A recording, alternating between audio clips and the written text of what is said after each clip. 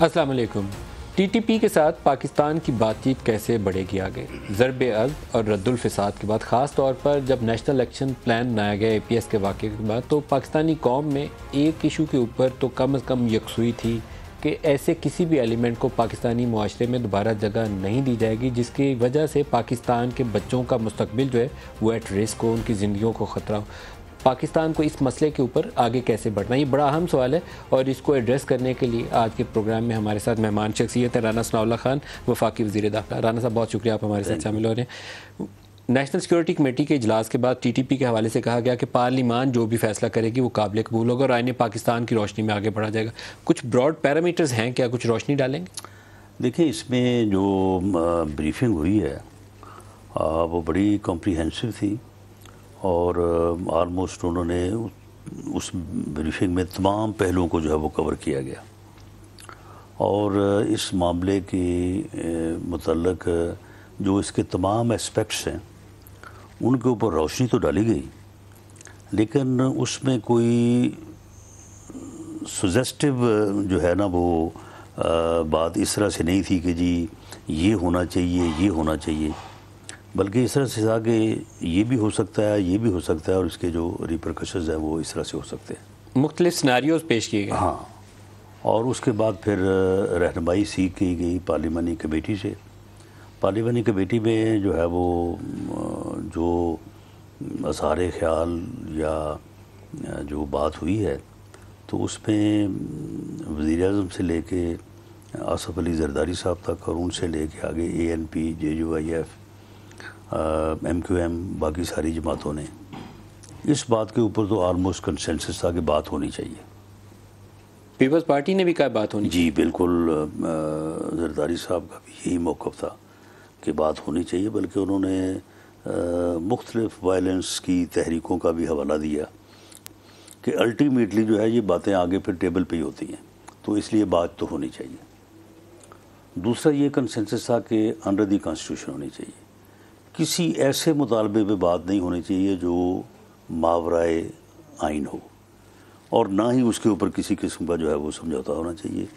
और जब ये बात हो और ये किसी नतीजे पे पहुँचे या नतीजा खेज़ होने के करीब हो तो उसे फिर एक दफ़ा जो है पार्लियामेंट में भी जो है वो डिबेट किया जाए, ताकि उन फैसलों के ऊपर या उस फैसले पर जो है वो ओनरशिप जो है वो पार्लियामेंट की हो, उसकी एक्सेप्टेबिलिटी जो है अमंग पीपल जो है वो आसान होगी।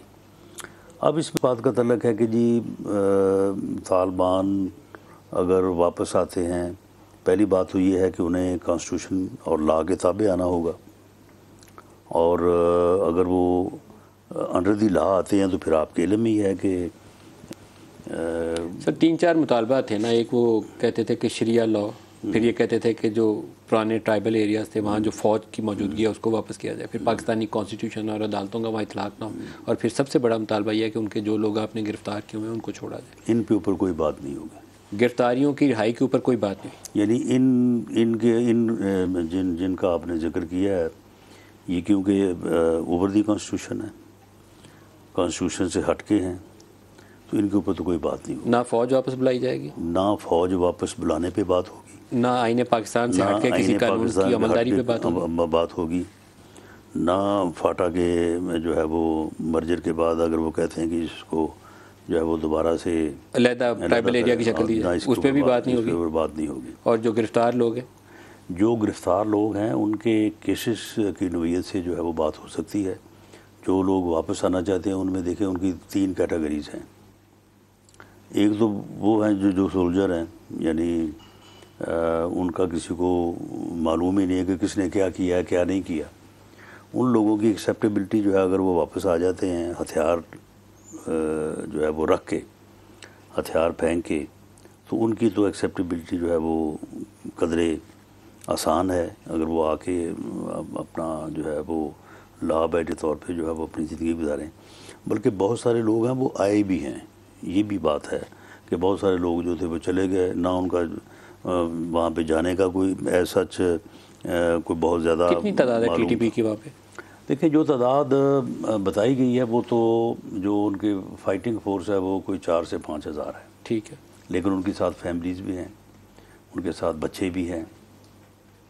तो एक तो कैटेगरी वो लोग हो गए कि जो उस यानी टीटीपी का हिस्सा हैं लेकिन उन्हें जानते लोग कम हैं। दूसरा उनकी फैमिलीज़ हैं, ख़वातीन हैं, बच्चे हैं। और तीसरा वो लोग हैं जो उनकी लीडरशिप है, जिसके मतलब लोगों का ये नुक्ता नज़र है कि जी ये फ़लाँ आदमी ने फ़लाँ जुल्म किया, फ़लाँ इलाके में इस तरह का जो है वो लोगों के साथ सलूक किया।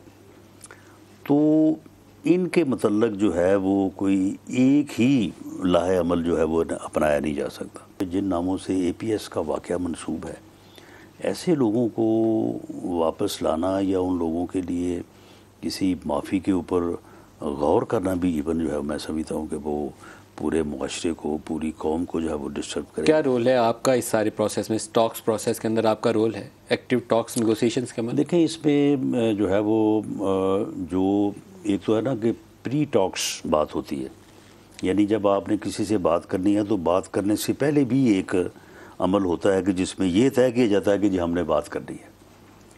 उसके बाद फिर ये तय किया जाता है कि किस किस मौजू के ऊपर बात करनी है, जो कि शायद अब मरहला जो नेक्स्ट होगा वो होगा। उसके बाद फिर जो है वो बातचीत होगी। अब बातचीत जब होगी तो उसमें देखें कि वहाँ से किस किस्म के लोग जो है वो बातचीत में शामिल होते हैं। अगर अफ़गानिस्तान की जो पॉलिटिकल गवर्नमेंट है वो भी इसका पार्ट होती है तो यकीनन फिर यहाँ से भी पॉलिटिशियन जो है वो उसका पार्ट होंगे। अमली तौर पर जंग बंदी अभी मौसर है?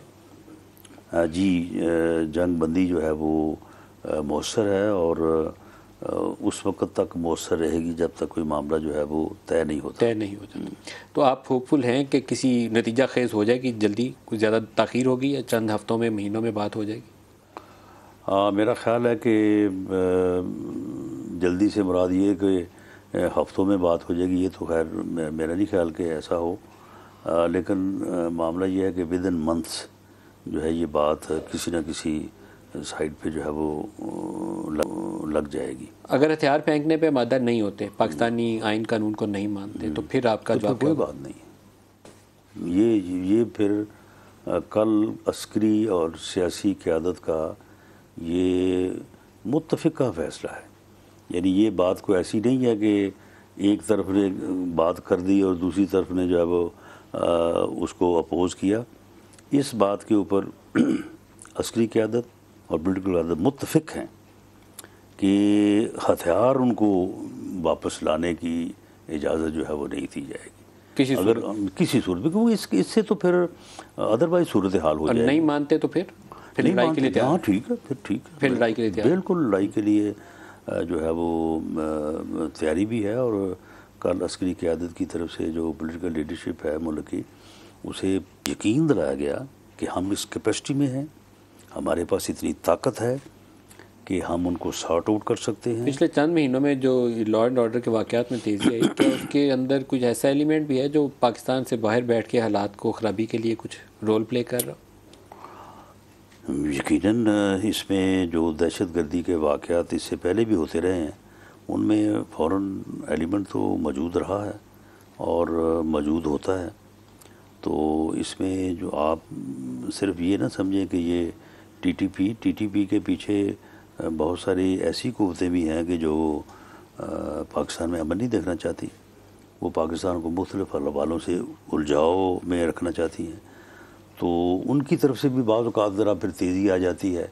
या फिर दूसरा ये होता है कि दहशत गर्दी के वाक़यात जो मेरा एक्सपीरियंस भी है, हमने 10 साल जब पंजाब में जो है वो सूरत हाल बहुत ही ज़्यादा ख़राब थी, ख़ास तौर पे दहशत गर्दी के हवाले से, तो मेरा अपना एक्सपीरियंस है कि जब तक उनको सोर्स ना मिले उस वक्त तक वो कुछ नहीं कर सकते। अभी इमरान खान के हवाले से एक थ्रेट अलर्ट हमने सोशल मीडिया पे देखा कि इमरान खान की जान को ख़तरा, उनकी पार्टी से भी चीज़ें सामने आई कि अफ़गानिस्तान से कोई ग्रुप है, पता नहीं कूचे या कुची, वो मूव किया और इमरान को अटैक कर सकता है। वज़ीर दाखिला की हैसियत से क्या इत्तला है आपके पास? जी, हमारे पास कोई ऐसी इत्तला नहीं है और ये इस किस्म की जो है वो गुफ्तगू जो है वो आप इसे लूज़ टॉक ही कह लें, ये करते रहते हैं।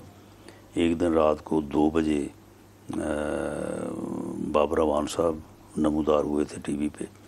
उन्होंने कहा कि बनी गाला के इलाका में कुछ लोगों को, मशकूक लोगों को जो है वो घूमते हमने देखा है। तो तो अगले 24 घंटे जो है वो बड़े सीरियस हैं। इमरान खान साहब के ऊपर हमला होगा और हमला भी एक विंडो के ज़रिए से होगा, तो जनाब ये बड़ी सूरत हाल ख़राब है। तो हमने उस वक्त भी खैर फिर इन चीज़ों को आप बिल्कुल अनअटेंडेड नहीं छोड़ सकते। हमने को भाग दौड़ की, पता कुछ भी नहीं था, कुछ भी नहीं था। आपकी वज़ीर दाखिला की हैसियत से ऐसी कोई इतला नहीं ना, है, कोई इंटेलिजेंस इन्फॉर्मेशन नहीं है कि इमरान को अटैक किया जा सकता? हमने जो है वो ये बाबर अवान साहब की जो गुफ्तगू थी उसके बाद हमने सारी चीज़ों को चेक किया, कुछ नहीं था। अब एक और उठे हैं, और क्या नाम है उनका, चौहान साहब का, उन्होंने आगे नई बात ही कर दी। वो कहते हैं जी अफ़गानिस्तान थे। वो भाई या तो चलें हमारे साथ, आपकी पॉलिटिकल जो है वो मखास, आप ये इन्फॉर्मेशन जो है वो आप आईजी इस्लामाबाद को दे दें, आईजी पंजाब को दे दें, आप चलें किसी अस्करी एजेंसी के हेड को जो है वो उसको दे दें, आप चलें चीफ जस्टिस ऑफ पाकिस्तान को दे दें कि जनाब ये अफ़गानिस्तान का फ़लाँ सूबा है, इसमें यहाँ पे ये साजिश हुई है, ये हमारे पास इतला है। चलें वो अपने तौर पे गवर्नमेंट को कहें या किसी एजेंसी के ज़िम्मे लगाएंगे जी आप चेक कर लें। ऐसे ही उठ के जनाब बात कर देना और एक हाइप जो है वो क्रिएट करना। लेकिन आपको इत्मीनान नहीं है, खतरा नहीं? क्योंकि मुझे बीबी वाले वाक़यात जहन में आ जाते हैं बाज़ का, तो वो मैं कहता हूँ कि नहीं, किसी लीडर को भी आपको अनअटेंडेड नहीं छोड़ना चाहिए। बीबी को भी ज़िंदगी के अंदर आखिरी दिनों में इतला दी जाती रही थी कि आपको ख़तरा है, ख़तरा है, ख़तरा है, लेकिन उसको अंडर एस्टिमेट किया गया। फिर हमारे सामने 27 दिसंबर नहीं, मेरा नहीं ख्याल कि उसको अंडर एस्टिमेट किया गया था। अंडर एस्टिमेट अगर मेरा ख्याल है कि उस गाड़ी में 6 लोग थे, और अगर अल्लाह को मंजूर होता और उनकी ज़िंदगी होती तो अगर वो गाड़ी से बाहर ना आती तो उम्मीद की जा सकती है कि अल्लाह ताला उनको ज़िंदगी देता और वो और ज़्यादा अरसा जो है वो मुल्क और कौम की और अपनी पार्टी की जो है वो खिदमत करती। तो अब भी किसी भी बड़े लीडर को आप ये तो नहीं कह सकते, यानी आप इसकी कोई जो है वो क्लियरेंस तो नहीं कर सकते जिसको ख़तरा है और उसको नहीं है। जो बड़े लीडर हैं उनमें एक एलिमेंट क्योंकि मौजूद होता है कि उनको किसी किस्म के हादसे से दो चार होने की सूरत में पूरा मुल्क जो है वो अनरेस्ट में जाता है, मुल्क का नुकसान होता है, और जो हमारे दुश्मन हैं या जो पाकिस्तान के दुश्मन है, तो इस किस्म का अगर उनको कोई मौका जो है वो आसानी से मिलता हो तो यकीनन वो उसको अवेल करने की कोशिश करेंगे।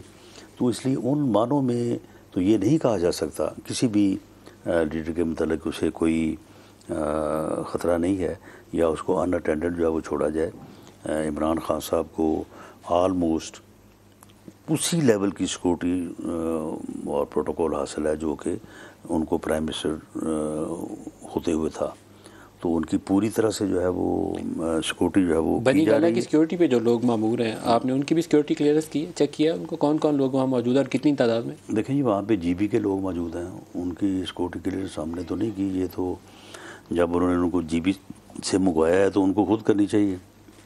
KPK की पुलिस वहाँ पर मौजूद है, इसके अलावा उनके प्राइवेट लोग वहाँ पे मौजूद हैं, और आउटर जो है वो कवर में इस्लामाबाद पुलिस भी जो है वो मौजूद है। इनर कवर में तो उन्होंने उसे अलाउ नहीं किया, तो आउटर कवर में जो है वो मौजूद है। जो लोग हमारी तरफ से या पंजाब की तरफ से या इस्लामाबाद की तरफ से उनकी सिक्योरिटी पे मामूर होते हैं, उनकी टोटल जो है वो स्क्रीनिंग और क्लियरेंस की जाती है। 17 जुलाई को पंजाब में इलेक्शन है, तो इमरान यकीनन पंजाब के वो बड़ा मैटर करता है कि 20 नशिस्तें कौन जीतता है, वो कैंपेन करना चाहेंगे, तो उसमें आप सिक्योरिटी देंगे उनको? जी बिल्कुल। उन्होंने इससे पहले जितने भी प्रोग्राम्स किए हैं, उन्होंने पंजाब में जो है वो जितने जलसे किए, उन तमाम जलसों में आने में जाने में उनको जो है वो सिक्योरिटी दी गई। और अब भी अगर वो कोई पॉलिटिकल एक्टिविटी जो है वो करेंगे तो उसमें हम उनको प्रॉपर और जो है वो मौसर सिक्योरिटी जो है वो हम देंगे उनको। पहले गिरफ्तार करेंगे या पहले सिक्योरिटी देंगे? क्योंकि आपका ऑब्जेक्टिव ये था कि ख्याल बल्कि ये था कि वो बगावत में मुलव्वस हुए हैं जो इस्लामाबाद की तरफ उन्होंने चढ़ाई की है, तो आपने तो उनको गिरफ्तार कर लेना। अब क्या पोजीशन? मेरा ये यकीन है कि ये आदमी जो है ये सियासतदान नहीं है, ये इस मुल्क को जो है वो नुकसान पहुँचाएगा, ये कौम को तकसीम करना चाहता है, ये कौम के नौजवानों को गुमराह करना चाहता है, और इसका एजेंडा फितना और फसाद के अलावा कुछ नहीं है। इसकी फसाद फैलाने के अलावा इसकी कोई सियासत नहीं है। आप मुझे बताएं कि जो सियासतदान ये कहे कि मैं अपने सियासी मुखालिफ को मर जाऊंगा लेकिन मैं उसको छोड़ूंगा नहीं, तो आप मुझे बताएं वो सियासतदान है? क्या पार्लिमानी जमहूरी सिस्टम में इस किस्म के अल्फाज कोई पार्टी का सरबराह, कोई सियासतदान कह सकता है कि मैं अपोजिशन से हाथ नहीं मिलाऊंगा, मैं अपोजिशन से बात नहीं करूंगा, मैं मर जाऊंगा लेकिन इनको छोड़ूंगा नहीं मैं? यानी ये तो फिर एक ज़ाती दुश्मनी से भी को बढ़ के बात हो गई ना, फिर ये सियासी मुखालफत तो ना हुई। तो जो आदमी इस किस्म के ख्यालात रखता है, जो आदमी जो है वो इस्लामाबाद पे जब चढ़ाई करने का प्रोग्राम बनाता है तो उस वक्त जो वो तकारीर करता है, जो वो जिस किस्म के जिस किस्म की लोगों के साथ वो मीटिंग्स में अपनी जो आप कह लें कि इंडोर मीटिंग्स हैं उसमें जिस किस्म की वो बातें करता है, मसल्ला लोगों को साथ लेके आता है, एक मसल्ला जथे के साथ जो है वो कैपिटल पे चढ़ाई करता है। तो मैं तो समझता हूँ कि ये बंदा सियासतदान नहीं है, ये इस मुल्क में फसाद बर्पा करना चाहता है। और इसने जो ये 25 जुलाई को जो इसका प्रोग्राम था, अगर इसका प्रोग्राम वो कामयाब हो जाता, इस मुल्क में कत्ल व गारत होती। 25 मई को ये जो है वो कत्ल व गारत करवाना चाहता था। और ये इसी प्रोग्राम के तहत इसने पूरा महीना तैयारी की और साथ साथ जो है ये लोगों को जो है वो लेके आया। उसकी डिटेल्स में मैं कई दफ़ा पहले जो है वो बात कर चुका हूँ। तो इसलिए इसके ख़िलाफ़ जो है ये मुकदमा भी चलना चाहिए और उसे गिरफ़्तार भी करना चाहिए। बिल्कुल, ये मेरा यकीन है कि वो रिपोर्ट मुल्क की मफाद में, इस मुल्क के मफाद में इस बंदे को इसके इन नज़रियात की बुनियाद पे, इसकी इस सोच की बुनियाद के ऊपर, इस फसाद बपा करने की बुनियाद के ऊपर इसको गिरफ़्तार होना चाहिए और इसको प्रोसिक्यूट होना चाहिए। आपकी कमेटी की जो रिपोर्ट आपने कल को देनी थी जिसमें ये फैसला होना था कि बगावत की है या नहीं की है, वो रिपोर्ट आप कब देंगे? वो रिपोर्ट जी हमने तो देखें, क्या इसमें कोई शक है कि इसके साथ मुसल्ला जथा नहीं था जब ये हमला करने के लिए? वो खुद तस्लीम करता है। क्या उसने सुप्रीम कोर्ट के ऑर्डर की वायलेशन में जो है वो डी चौक में आने का इरादा ज़ाहिर नहीं किया? क्या इसने यहाँ पे 2-2.5 हज़ार बंदों को 2 दिन पहले यहाँ पे आके पार्क नहीं किया हुआ था? क्या वो सारे लोग मुसल्ला नहीं थे? क्या उन लोगों ने आके रात 11 बजे के बाद 12-1-2 बजे तक डी चौक पे कब्ज़ा नहीं किया? अगर वो लोग काबिज़ रहते तो ये सुबह यहाँ पे डी चौक ना आता, और अगर यहाँ पे आता तो ये रेड जोन जो है वो ब्रेक ना होता। और जब रेड जोन ब्रेक होना तो फिर उसके बाद क्या होता? ये जो सिंबल ऑफ स्टेट बिल्डिंग्स है ये कॉम्प्रोमाइज़ होती, या वहाँ पे जिस फोर्स की ड्यूटी थी वो अगर आगे से एक्शन लेती तो उसने कोई अपना ये लाठीचार्ज तो नहीं करना था। तो यहाँ पे फिर जो है वो लाशें गिरती। तो आपने क्या तजवीज़ तो ये जो है, ये अमल जो है, इस अमल के बाद आप मुझे बताएं कि ये लॉ एंड ऑर्डर की सूरत हाल है। जो हमने मुकदमात इसके ख़िलाफ़ दर्ज किए हैं वो तो लॉ एंड ऑर्डर है ना। It is more than law and order. ये बिल्कुल स्टेट के ऊपर हमला है, ये बगावत है, ये इम्यूनिटी है। क्या आपकी कमेटी ये काबीना को तजवीज़ कर रही? जी बिल्कुल, हमने तजवीज़ किया है। कर दिया? कमेटी ने रिकमेंडेशन दे दी? कमेटी को भी हमने सारी रिकमेंडेशंस जो हैं वो पेश कर दी हैं। पहले तो ये है ना कि ये तमाम रिकमेंडेशंस, ये सबमिशन जो है वो एज़ इंटीरियर मिनिस्टर मेरा जो फ़र्ज़ था, मेरी ज़िम्मेदारी थी, मैंने कैबिनेट में पेश की है, कर दी। और मैंने उनसे ये रिक्वेस्ट की है कि क्योंकि ये मुकदमा जो है ये कैबिनेट की इजाज़त के बगैर दर्ज नहीं हो सकता, और फिर गिरफ़्तार भी जो है वो उसके लिए भी लाजम बात है कि इजाज़त की ज़रूरत है। तो फिर कैबिनेट ने आगे एक कमेटी बना दी कि ये कमेटी जो है ये सारे सबूत जो है उनको देख ले, उसके बाद जो है वो रिपोर्ट पेश करे।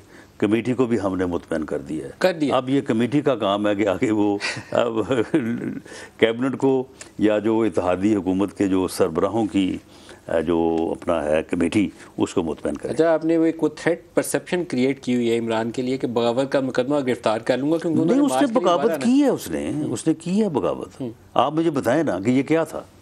ये तो आपको लीगली इस्टेब्लिश करना है, लेकिन वो तो दोबारा मार्च की तैयारी कर रहे हैं। तो आपका इम्तिहान शुरू होने वाला है कि आपने पकड़ना है, बगावत का मुकदमा करना है। मामला ये है कि ये अब तैयारी करता रहे, ये मैं आपको बता दूं कि उस वक्त तो सिर्फ हमारे पास 2 दिन थे ना, 23 को इसने ऐलान किया, 25 को ये चल पड़ा। लेकिन उस वक्त भी जहाँ जहाँ पे जो जो इंतज़ाम होता था हमने वो शाफी इंतज़ाम किया था। अब ये मुझे अटक जो है ना वो क्रॉस करके दिखाई, और इधर से पंजाब से तो खैर किसी ने आना ही नहीं है, लेकिन अगर वो आया भी तो कोई जेलम क्रॉस करके दिखाए। जेलम वाले तो जेलम रह गए थे पहले, पूरा इंतज़ाम आपने ब्रिज बंद कर दिया। देखें, बात ये है कि हमने एक एक निटी ग्रिटी जो है ना वो एक्सपीरियंस लोगों से, इंजीनियर से पूरा मशावरत करके, आज भी मैंने इसके ऊपर जो है वो ब्रीफिंग ली है, तो हमने ये पूरा बंदोबस्त कर दिया है। अब मैं तो समझता हूँ कि अगर हुकूमत ना चाहे और वो जो इंतज़ामात हैं, देखें ना वो इंतज़ामात जो भी वर्किंग हुई है उसके लिए जो फंडिंग हुई है वो तो गवर्नमेंट की मलकियत है ना, वो कोई हमारी ज़ाती मलकियत तो नहीं है। आज हम हैं, कल हमारी जगह को और हो सकता है। अब अगर गवर्नमेंट ना चाहे तो इस्लामाबाद का घराव नहीं हो सकता, नहीं हो सकता। You are confident? Long march वाला जो वर्क है ना वो आप समझ कि वो खत्म हो गया है। अच्छा, ये तो बड़ा तगड़ा मैसेज है आपको इमरान खान के लिए कि आप वो लॉन्ग मार्च करना चाहें तो इस्लामाबाद दाखिल नहीं हो सकते, नहीं दाखिल हो सकेंगे। और फिर दूसरी बात ये भी है, मेरा मौक़िफ़ है, और मैं इसको पिछली दफ़ा तो नहीं मनवा सका, लेकिन इस मरतबा मैं इंशाअल्लाह ताला कोशिश करूँगा और कैबिनेट से मैं मनवाऊँगा, प्राइम मिनिस्टर से मनवाऊँगा कि ये कहता है जी तैयारी शुरू करेंगे 10 दिन बाद 15 दिन बाद हमने जो है ना वो करनू मार्च। तो भाई ये कहाँ लिखा है कि जी 15 दिन बाद जब ये लॉन्ग मार्च करने के लिए बाहर निकलेंगे और आके जो है वो तोड़ फोड़ करेंगे और जो है वो कोई घराव जलाव करेंगे और उस वक्त हम इनको रोकेंगे।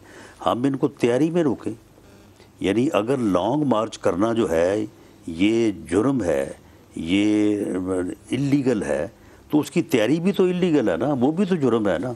तो जब अनाउंसमेंट तभी पकड़ बस वहीं से इनको जब ये तैयारी शुरू करें ना तो वहीं से जो है वो इनके साथ हमें एंगेज होना चाहिए। तो राना साहब, लेकिन पीसफुल प्रोटेस्ट की तो जमहूरी मुआशरे में इजाज़त होती है, पीसफुल प्रोटेस्ट करना चाहें तो उसे तो आप नहीं रोकना चाहिए। नहीं रोकेंगे। तो आप कैसे डिटरमिन करेंगे कि ये पीसफुल हैं या नहीं है? आप उसको पहले ही पकड़ लेंगे तो कैसे तय होगा? नहीं, वो हम देखेंगे ना कि ये अपनी मीटिंग में क्या करते हैं ये। अच्छा, जब ये कहेगा तैयारी करो तो उस तैयारी को हम देखेंगे ना कि उस तैयारी में ये किस किस्म की जो है वो तैयारी करते हैं।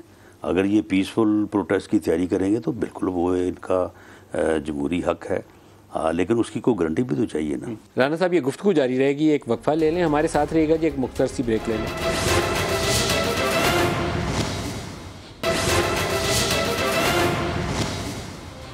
प्रोग्राम में दोबारा खुश आमदीद कहते हैं। राना साहब, पिछले चंद एक रोज़ में कुछ ऐसी बातें सामने आई, जैसे कल उन्होंने तकरीर में कहा कि लफ्ज़ सख्त हैं लेकिन दोहराने पड़ेंगे। उन्होंने कहा कि घर में डाका पड़ रहा हो तो चौकीदार ये नहीं कह सकता कि मैं न्यूट्रल हूँ। फिर उन्होंने कहा कि अपोजिशन को, आपकी हुकूमत को, नून लीग वालों को बड़ा खौफ था कि मैं जनरल फैज़ को आर्मी चीफ लगा दूंगा, हालांकि मेरी ये कंसिडरेशन थी नहीं। ये मामला क्या था? चीफ के ऊपर क्या चीज़ चल रही थी? देखें, पहली बात तो ये है कि जब ये बात करता है कि डाका पड़ा जी, चोरी हो गई जी, फलां हो गया, मैंने आज से 10 दिन पहले ये कहा था कि एक जो है वो किसी जो है वो गैर कानूनी चैनल के ज़रिए से रकम गई यूके, जो अमाउंट तकरीबन 50 अरब के करीब थी, वो वहाँ पे जो है वो सीज़ हुई, ज़ब्त हो गई। उसने आना था कौमी ख़जाने में। इन्होंने कौम का 50 अरब ज़ाया करने के लिए 7 अरब में सौदा किया, 2 अरब लिया शहजाद अकबर ने, 5 अरब के एसेट्स इमरान खान साहब ने बराह रास्त वसूल किए। 458 कनाल अराजी जो है वो अल कादर ट्रस्ट जो है वो उसके नाम लगी है, जिसकी मालियत जो है वो अरबों में है।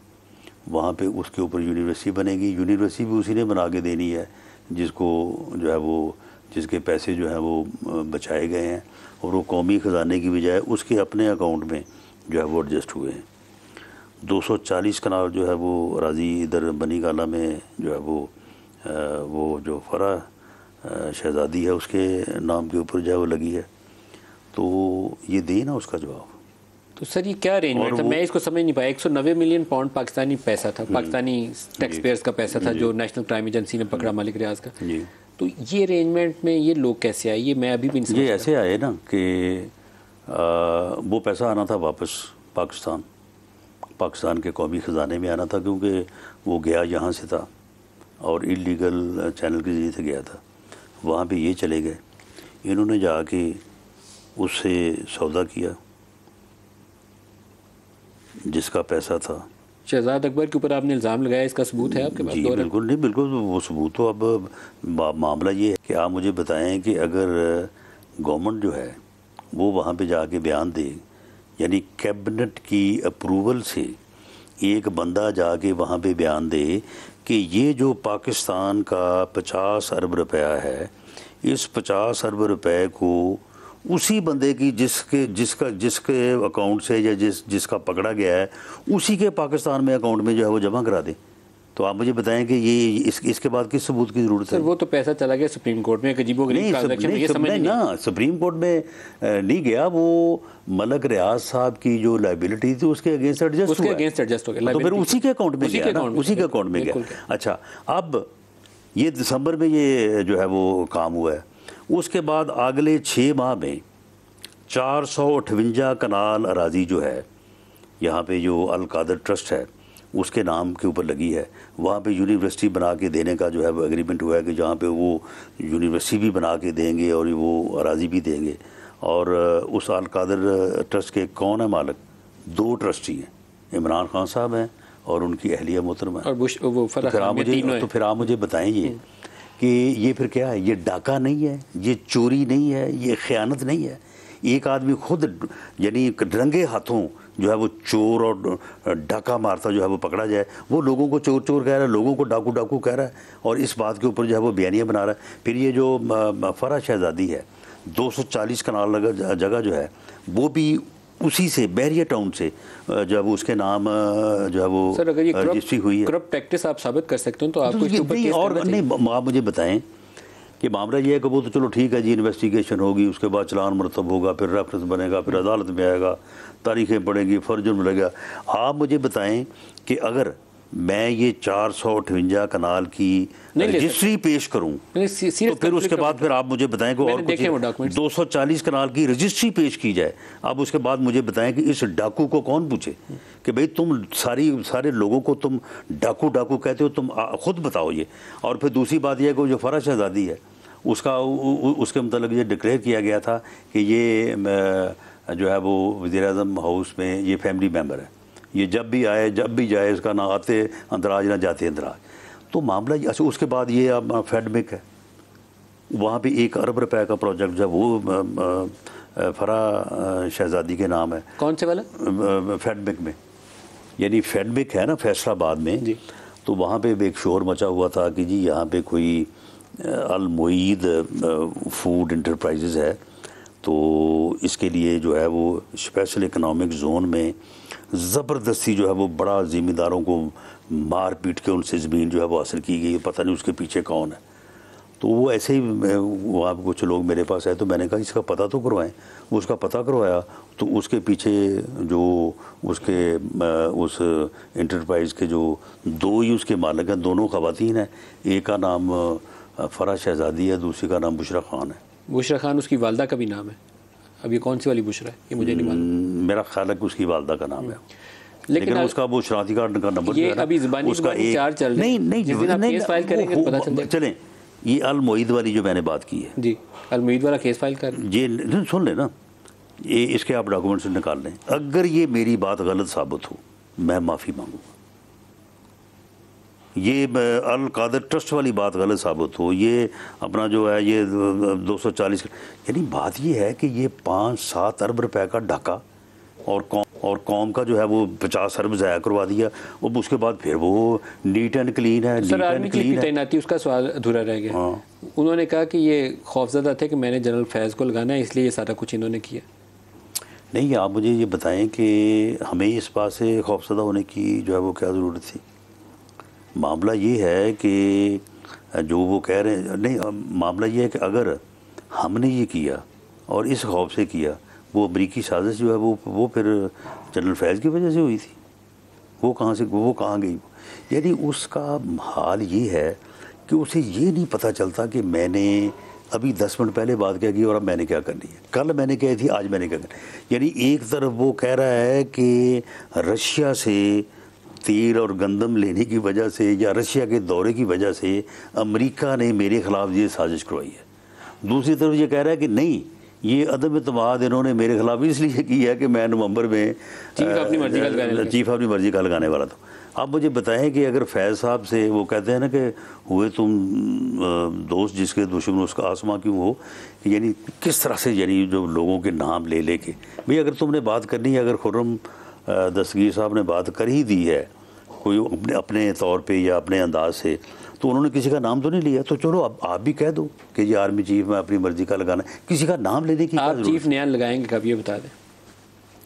देखें जो प्रैक्टिस है वो तो यही है कि ये अक्टूबर या नवंबर के शुरू में जो है वो 1 माह पहले, हाँ यही तकरीबन यही शायद 1-1.5 माह पहले की रवायत है, लेकिन बहुत करीब जाके ऐसा होने की भी रवायत है, लेकिन इससे ज़्यादा नहीं है कि इससे कि आप 3 माह पहले या 4 माह अक्टूबर में इसका फैसला कर सकते हैं। मेरा ख्याल है कि इसका फैसला जो है वो अक्टूबर में होना चाहिए। राना साहब ये गुफ्तगू जारी रहेगी, एक वक्फा ले लें, हमारे साथ रहेगा जी, एक मुख्तर सी ब्रेक ले लें।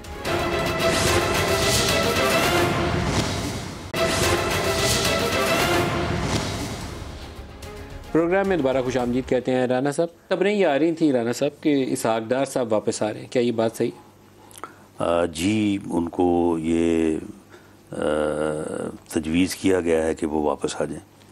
मैंने तो मियां नवाज शरीफ साहब को भी ये रिक्वेस्ट की है कि वो वापस तशरीफ़ लाएँ, और जो उनकी सेहत से मुतल्लिका मामला है उसके ऊपर शायद उन्होंने कहा पिछले दिनों को उन्होंने कुछ चेकअप वगैरह करवाया भी है, तो उसमें शायद कोई उन्हें डॉक्टर ने सजेस्ट किया है कि शायद कोई वो जो कॉम्प्लिकेटेड ऑपरेशन है शायद उससे तो वो शायद अवॉइड करना चाहते हैं, लेकिन बहरहाल कोई मेरा ख्याल है कि कोई उन्होंने कोई प्रोसीजर उनको सजेस्ट किया है, तो मैंने तो उनको भी ये रिक्वेस्ट किया है कि आप भी तशरीफ़ लाएँ और यहाँ पर। और उनका जॉब क्या है, वो भी आएंगे फ़ौरन? जी, वो बिल्कुल बड़े कीन हैं, आ सकते हैं with in next few days, वो आना चाहते हैं और with in next few days वो आ सकते हैं, एज ए फ्री मैन आ सकते हैं और आके यहाँ पे अपनी वो केसेस को, अपनी अपीलों को जो है उसका फैसला करवाएं। तो is it a done deal, क्या आ रहे हैं दोनों वापस आ रहे हैं? नहीं, ये तो अभी तक हमारी ये ख्वाहिश है और सबमिशन भी है। जब हम सभी लोग गए थे लंदन तो सब ने बाजमात उनसे रिक्वेस्ट की थी कि आप जो है वो जितनी जल्द हो सके तशरीफ़ लाएँ, और उन्होंने भी आगे से बड़े जोश और जज्बे से अपने वापस आने से मतलब, बल्कि उन्होंने कहा कि मैं तो हर पल ये चाहता हूँ कि मैं फैसला करेंगे वापस आने का। हाँ, लेकिन अभी उन्होंने इस बारे में कोई कन्वे नहीं किया। और डार साहब का तो लेकिन विद इन नेक्स्ट कब थिंक वापसी नहीं, अगर वो आना चाहें तो मामला ये है कि अगर वो जब चाहें वो प्रोटेक्टिव बेल लेके आ सकते हैं। उनका तो मामला बड़ा सिंपल है। इसहाक डार साहब, हाँ, वो हिफाजती लेके आ सकते हैं। उनका मामला जो है दैट इज़ वेरी सिंपल। तो उनका रोल क्या होगा, क्योंकि देखें इस वक्त आपकी गवर्नमेंट चल रही है, उनका क्या सियासी रोल क्या होगा? वजारत में आएंगे, क्या करेंगे? चले वजारत में वो ना भी आए, लेकिन वो फाइनेंस के बड़े एक माहिर और बड़े यानी बड़े एक्सपीरियंस्ड, और बल्कि उन्होंने मुल्क को बड़े अच्छे तरीके से चलाया भी है। जो डॉलर वाला मामला, लोग तो अभी हमें कहते हैं कि जी वो डार साहब वाला फार्मूला इस्तेमाल करें, डॉलर को तो कंट्रोल करें। आई थिंक उनकी नेक्स्ट वीक उनकी वापसी ड्यू है। देखिए, अभी उन्होंने कन्वे नहीं किया, मेरी अभी उनसे कल ही बात हुई है, उन्होंने कोई ऐसी बात की तो नहीं है। लेकिन आप इंतजार कर रहे हैं कि वो हिफाजती ज़मानत लेकर किसी भी वक्त आ सकते हैं, कोई मसला नहीं है? देखिए, हिफाजती ज़मानत उनकी होना कोई मसला नहीं है, बिल्कुल सिंपल है, हो सकती है, और उसके बाद वो वापस आ सकते हैं, आके अपनी ज़मानत, अपना केस जो है वो कंटेस्ट कर सकते हैं। उनका केस बिल्कुल जो है ना, जो केसेस इसने बनाए हैं है तो सारे झूठे और कमज़ोर, लेकिन मेरा ख्याल है कि उससे ज़्यादा कमज़ोर कोई केस नहीं होगा। एक बिल्कुल आखिर में पूछ लूँ, पंजाब वाले जो इलेक्शंस हैं वो करेंगे कि कौन सी पार्टी डोमिनेट करती है? पंजाब आपकी भी पावर बेस है और इमरान की भी आंखें पंजाब में, क्या देखते हैं 20 सीटों पे क्या नतीजा आएगा? मेरी जो असेसमेंट है वो 14 से 16 सीटें हैं PMLN की। 14 से 16 सीटें हुई तो फिर तो इसका मतलब है कि आप उठा के ले जाएंगे, पूरा मैदान मार लेंगे। इसमें से 10 लोग मेरे ख्याल इंडिपेंडेंट पहले जीते हुए थे जब जहाँ पे मुकाबला हो रहा है।